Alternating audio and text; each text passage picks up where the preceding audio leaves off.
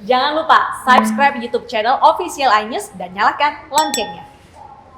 Pemirsa, masyarakat diizinkan menggelar sholat tarawih selama bulan Ramadan, tetapi dengan sejumlah syarat. Namun di sisi lain, pemerintah dengan tegas melarang mudik untuk mencegah penularan COVID-19.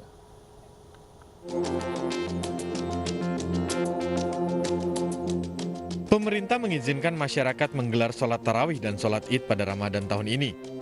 Namun sholat di masjid-masjid harus sesuai protokol kesehatan yang ketat dan jemaah harus dari satu lingkungan tempat tinggal. Menko PMK Muhadjir Effendi mengatakan nantinya untuk sholat id harus ada petugas yang menjaga dan mengurai kerumunan mulai dari datang hingga bubar sholat. Sholat tarawih dan sholat idul fitri pada dasarnya diperkenankan atau dibolehkan. Yang harus dipatuhi adalah protokol, harus tetap protokol kesehatan harus dilaksanakan dengan sangat ketat. Kemudian jamaahnya boleh di luar rumah, tapi dengan catatan harus terbatas pada komunitas. Jadi di lingkup komunitas di mana para jamaahnya memang sudah dikenali satu sama lain. Sehingga jamaah dari luar mohon supaya tidak diizinkan. Begitu juga dalam melaksanakan sholat berjamaah ini diupayakan untuk dibuat sesimpel mungkin sehingga tidak waktunya tidak berkepanjangan, tidak terlalu panjang, mengingat dalam kondisi masih darurat ini. Muhadjir juga berharap dengan adanya kebijakan ini warga dapat menerapkan protokol kesehatan dengan baik dan benar agar terhindar dari penularan COVID-19. Meski salat tarawih berjamaah di masjid-masjid diperbolehkan, namun pemerintah tegas melarang mudik lebaran tahun ini yang berlaku mulai 6 hingga 17 Mei 2021. Aturan ini dibuat untuk mencegah penularan COVID-19, di mana belakangan ini trennya mengalami penurunan yang positif. Berdasarkan fakta yang ada, pemerintah mencoba belajar dari pengalaman dan berusaha merancang kebijakan dengan prinsip utama keselamatan dan kesehatan masyarakat. Oleh karena itu, ditetapkan adanya peniadaan mobilitas mudik sementara yang berlaku dari tanggal 6 sampai dengan 17 Mei 2021 dengan pengecualian untuk layanan distribusi logistik maupun keperluan mendesak seperti untuk bekerja atau perjalanan dinas, kunjungan sakit atau duka, dan pelayanan ibu hamil dengan pendamping maksimal 1 orang, dan pelayanan ibu bersalin dengan pendamping maksimal 2 orang. Akan ada 333 titik penyekatan di jalur arteri maupun tol, baik menuju Jawa maupun luar Jawa. Warga yang nekat mudik nantinya akan diminta putar balik. Meski tegas, namun pelarangan mudik akan tetap dilakukan dengan cara yang humanis. Tim Liputan iNews melaporkan. Keputusan pemerintah mengizinkan sholat tarawih di masjid dan melarang mudik menuai beragam tanggapan. Dan untuk membahasnya sudah bergabung bersama kami Ketua Bidang Fatwa Majelis Ulama Indonesia, Bapak Asrorun Niam, Epidemiolog Universitas Indonesia Triunis Miko, dan Kabid Komunikasi Publik Satgas COVID-19 Heri Trianto. Selamat sore Bapak-Bapak. Selamat sore. Salam sehat. Saya ingin ke Pak Asrorun terlebih dahulu. Pak Asrorun, pemerintah resmi melarang mudik. Kemudian banyak yang membanding-bandingkan gitu. Tarawih diizinkan, mudik dilarang. Tanggapan Anda? Ya, terima kasih. Pertimbangan utamanya adalah pertimbangan kemaslahatan publik secara umum dengan memberikan pembatasan pergerakan agar ada mekanisme pencegahan optimal dari potensi penularan wabah COVID-19. Dan ini bisa dipahami secara keagamaan ya.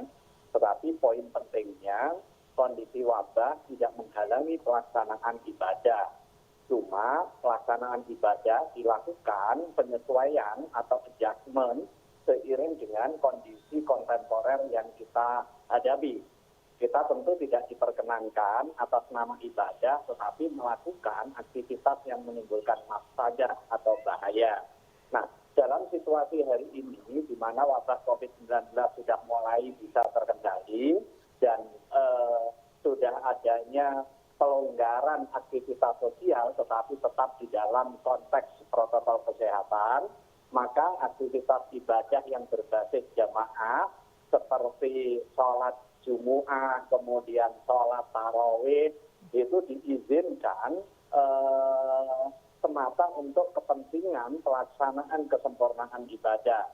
Tetapi pada saat yang sama protokol kesehatan harus tetap dilaksanakan.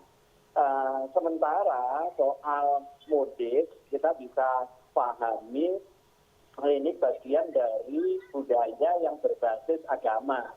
Berbasis agamanya apa? Sebagai manifestasi dari hablum minan nas.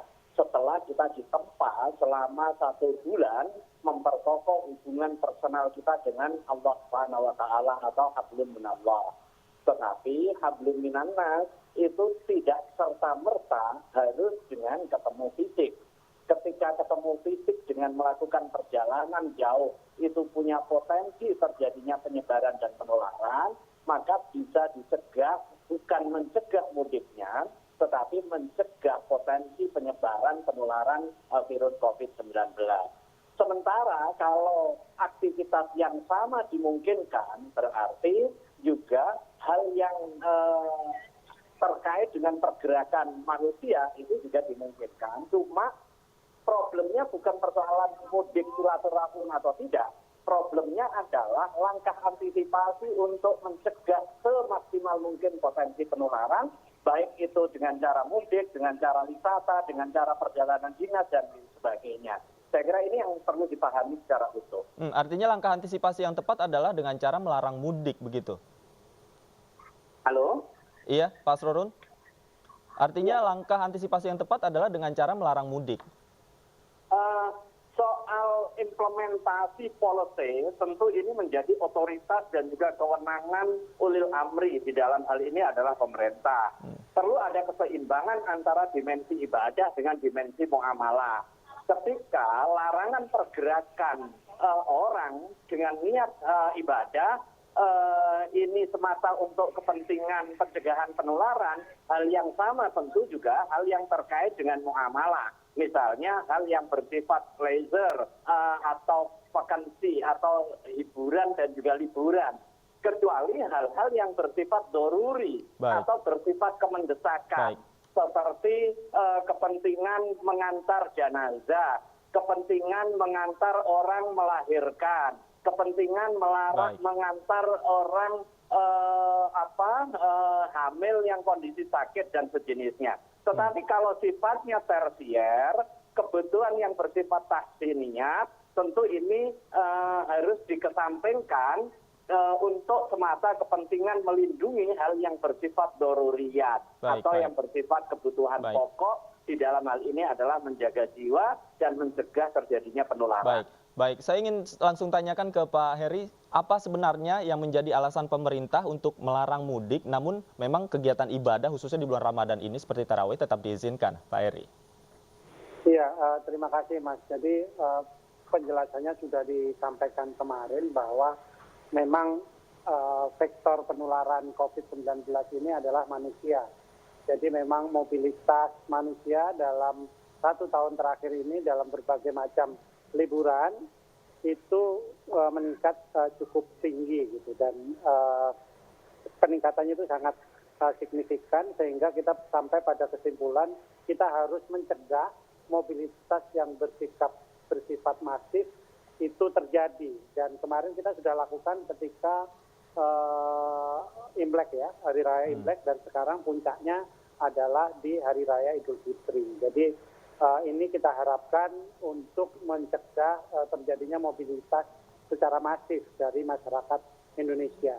Nah, artinya kemarin pada saat liburan panjang itu sudah ada evaluasinya ketika setiap habis libur panjang selalu terjadi lonjakan penularan seperti itu ya?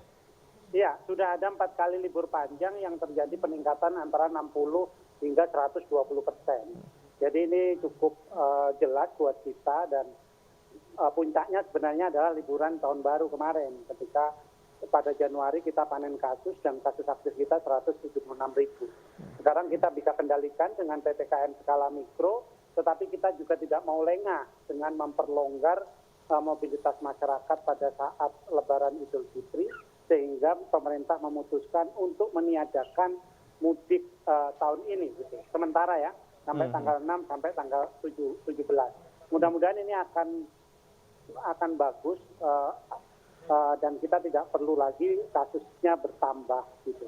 Jadi ini adalah sebuah benar-benar alasan kesehatan, jangan sampai upaya kita dalam 1 tahun terakhir ini berkorban ya, seluruh masyarakat Indonesia, nanti sia-sia lagi begitu kita lepas, orang bisa mudik, sehingga mereka berkontak fisik dan terjadi peningkatan kasus. Baik, artinya pemerintah tidak ingin kecolongan dengan diizinkannya mudik terjadi lonjakan penularan begitu ya. Saya akan langsung tanyakan ke Pak Miko, pertanyaannya kemudian seberapa efektifkah pelarangan mudik ini untuk memperkecil potensi penularan COVID-19, Pak Miko? Jadi penularan COVID-19 itu karena kerumunan orang, Mas, bukan karena mobilitas. Jadi clear. Menurut saya karena kerumunan orang. Jadi menurut saya yang dilarang sebenarnya mudik benar dilarang karena potensi kerumunan orang di terminal bus, di stasiun kereta api, di airport begitu. Dan di tempat tujuannya juga akan berkerumun mereka. Jadi menurut saya clear mudik dilarang. Kemudian harusnya taraweh juga dibatasi sedemikian rupa sehingga tidak terjadi kerumunan. Kalau terjadi sholat id seperti sholat Idul Adha kemarin, saya yakin ada penularan. Kemudian kalau sholat id itu tidak dibatasi dengan benar-benar, pasti akan terjadi penularan. Jadi menurut saya jarak pada sholat tarawih benar-benar diatur, kemudian penyemprotan disinfektan benar-benar diatur, berarti harus 5 kali. Karena sholat di masjid itu 5 kali. Jadi subuh desinfektan 2 kali sebelum dan sesudah, sholat zuhur sebelum dan sesudah, kemudian sholat asar sebelum dan sesudah, sholat isya sebelum dan sesudah, sholat tarawih tambahan gitu, dan sebelum dan sesudah sholat isya atau sholat tarawih gitu. Jadi menurut saya demikian susahnya kita mengurangi transmisi atau penularan COVID. Kalau saya menganjurkan lebih baik tidak mudik sekarang begitu, karena sekarang kasusnya lebih banyak dari Lebaran tahun lalu. Kalau tahun lalu baru ribuan, sekarang kasusnya puluhan ribu. Jadi menurut saya amat berisiko lebih berisiko sekarang dibanding mudik tahun lalu. Amat berisiko sekarang tarawih sekarang dibanding tarawih tahun lalu. Amat berisiko sholat id sekarang dibanding tahun lalu. Penularannya lebih banyak begitu. Baik, Pak Miko, tapi kan larangan mudik ini juga sudah berlaku sejak tahun lalu begitu, Pak Miko. Apakah memang ini bisa dijadikan tolak ukur untuk memperkecil penularan ketika memang mudik itu betul-betul dilarang pada tahun ini? Ini yang salah, bahwa cenderung kasus ini secara nasional turun. Tapi itu terjadi penurunan kasus, itu bukan karena kasusnya turun, karena kontak tracing-nya turun. Karena kontak tracing-nya turun, maka jumlah kasus turun. Kemudian jumlah tes juga turun. Jadi itu yang salah dari pemerintah menginformasikan jumlah kasusnya turun. Tapi jumlah kasusnya turun juga belum benar begitu untuk dibebaskan atau pembatasan sosial masih diperlukan. Baik. Jadi jumlah kasusnya harus turun sampai endemis baru boleh dilakukan tidak pembatasan sosial atau positivity rate-nya kurang dari 5%. Seperti itu, Mas. Baik. Saya ingin kembali ke Pak Heri. Pak Heri, mungkin banyak juga yang bertanya, ini pertanyaan muncul di masyarakat ketika pemerintah melarang mudik, kemudian tarawih diizinkan, kemudian pertanyaan selanjutnya adalah kenapa tempat-tempat wisata juga masih dibuka dan masih diizinkan orang untuk mengunjungi tempat wisata. Tanggapan Anda, Pak Heri? Iya, terima kasih. Saya ingin meluruskan juga dari tadi bahwa ya mobilitas itu yang kemudian memicu kerumunan, sebenarnya tidak ada yang dipertentangkan gitu. Nah, kenapa kemudian mudik diizinkan, kemudian tempat wisata juga dibuka? Saya rasa kita punya protokol kesehatan tentang di tempat wisata. Kita sudah buat sampai sekitar 1 tahun terakhir gitu, dan saya rasa dengan berbagai macam upaya yang dilakukan sekarang, tempat-tempat wisata menjalankan protokol kesehatan dan tanpa menimbulkan sebuah kerumunan, saya rasa kita bisa tetap dalam koridor terkendali. Gitu. Nah, bagaimana kemudian dengan ritual ibadah?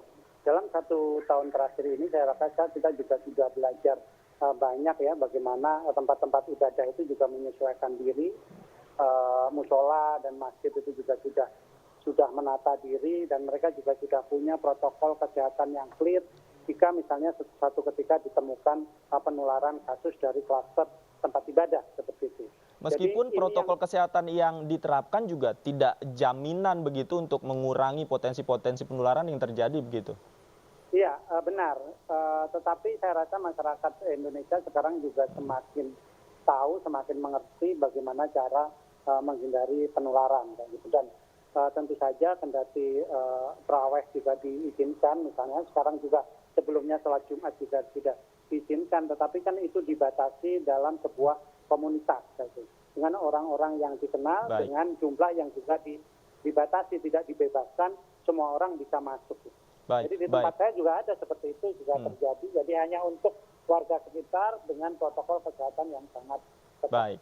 Baik, saya ingin kembali ke Pak Asrorun. Pak Asrorun, sebentar lagi Ramadan, kemudian masyarakat juga melaksanakan sholat tarawih. Himbauan dari Anda kepada masyarakat seperti apa? Singkat saja. Ya, terima kasih ya. Momentum Ramadan adalah momentum untuk meningkatkan aktivitas ibadah. Dan ini juga kita manfaatkan untuk mengoptimalkan ikhtiar pemutusan mata rantai COVID-19 dengan dua jalan sekaligus. Ikhtiar lahiriah dan juga ikhtiar batiniah.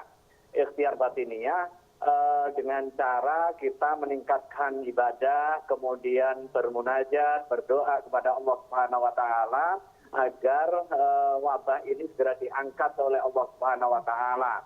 Karena walau bagaimanapun musibah ini tidak mungkin lepas dari izin Allah Subhanahu wa taala. Dan tidak ada penyakit yang diturunkan kecuali di situ ada obat. Maka Baik. dengan momentum Ramadan kita berdoa, kita beristighfar, kita bertaubat, kita memohon keagungan Allah Subhanahu wa taala dengan Baik. segera menghilangkan wabah ini. Baik. Ikhtiar lahir perlu ditempuh. Puasa tidak menghalangi upaya lahiriah untuk memutus mata rantai COVID-19. Dengan Baik. cara apa? Dengan cara menjaga imunitas tubuh. Kemudian yang kedua, aktivitas yang menegaskan protokol kesehatan. Puasa mendorong kesehatan kita. Jangan sampai puasa Baik. justru menyebabkan kita tidak produktif. Baik, Hal yang baik. lain juga, vaksinasi di bulan puasa tidak menghalangi aktivitas puasa dan juga aktivitas vaksinasi. Demikian juga tes swab ketika ada perjalanan dinas Baik. dan sejenisnya itu tidak membatalkan puasa kita. Baik, baik. Artinya memang apapun kebijakan yang diterapkan oleh pemerintah ini bisa memperkecil potensi penularan COVID-19. Terima kasih Pak Asrorun Niam, terima kasih juga Pak Heri dan Pak Miko sudah bergabung bersama kami di iNews Sore.